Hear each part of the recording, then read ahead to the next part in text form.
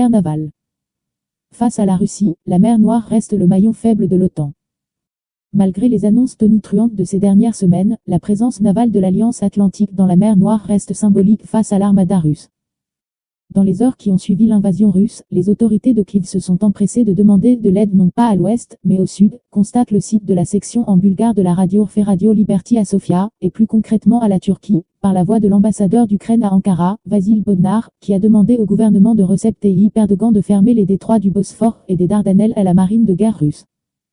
Nous demandons à la Turquie de prendre parti et d'aider l'Ukraine, a ajouté l'ambassadeur. Au deuxième jour des hostilités en Ukraine, sa demande n'a toujours pas reçu de réponse, mais cette requête démontre une fois de plus le rôle stratégique de ces détroits, qui sont, rappelle la radio, la seule voie d'accès pour les navires russes naviguant dans les bassins baltiques et méditerranéens pour rejoindre la flotte de la mer Noire et accéder ainsi rapidement aux côtes ukrainiennes, et à la radio de s'interroger, face à la Russie, la mer Noire n'est-elle pas le maillon faible de l'Alliance Atlantique?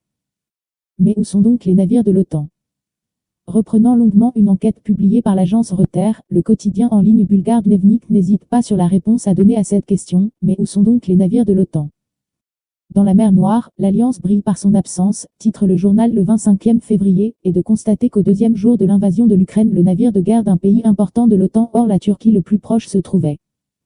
en mer Méditerranée, et le dernier un navire de guerre français à avoir été vu en mer Noire l'a quitté fin janvier, poursuit le journal, ce malgré les annonces tonitruantes ces dernières semaines à propos de frégates notamment espagnoles et danoises croisant vers la mer Noire pour prêter main forte aux forces navales de l'Alliance.